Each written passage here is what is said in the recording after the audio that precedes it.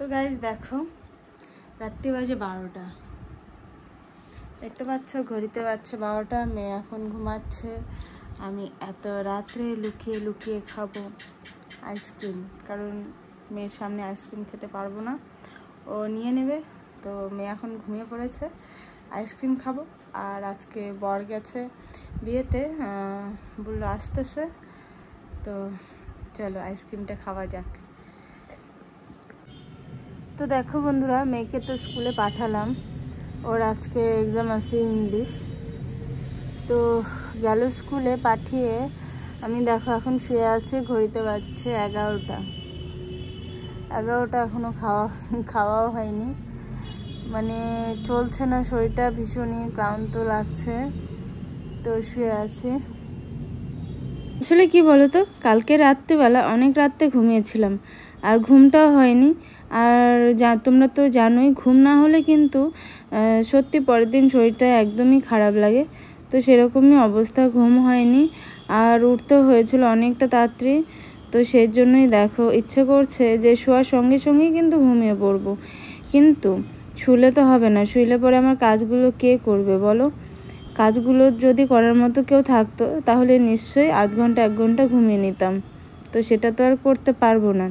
তারপর দেখো থাকতে থাকতে চলে আসলাম রান্নাঘরে, দুপুরে রান্না করব। সকালবেলা তো রান্নাবান্না হয়ে গেছিলো, তো আজকে বেশি কিছু রান্না করব না, পাতলা করে মুসুর ডাল করেছি, আর এই যে কারি পাতা, আলু, বাদাম দিয়ে সুন্দর করে একটা ভাজা করব, আর করব কাঁঠালের তরকারি।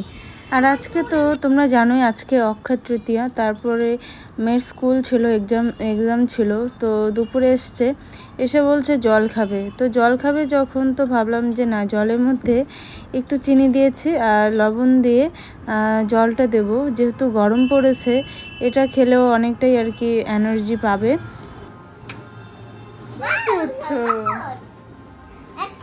কি করছিলা তুমি এখানে? নাচছিলা?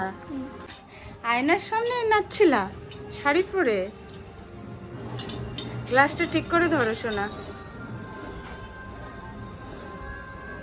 জল তেষ্টা পেয়েছিল? আজকে কি লিখছো?